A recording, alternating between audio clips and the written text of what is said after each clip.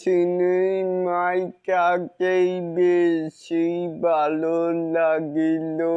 একই প্রশ্নবোধক চিহ্ন।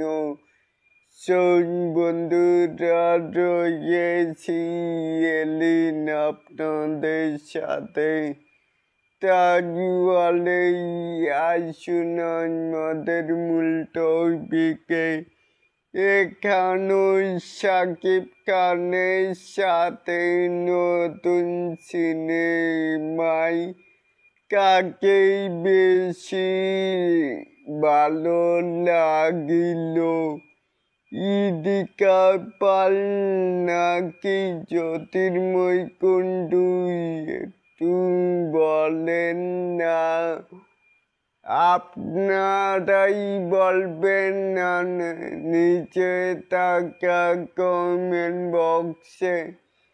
আর এরকম আরো নিত্য নতুন মেগা স্টার শাকিব খানের আপডেট পাওয়ার জন্য অবশ্যই চ্যানেলটিকে সাবস্ক্রাইব করবেন and বেল বাটনটিকে বাজিয়ে দিবেন।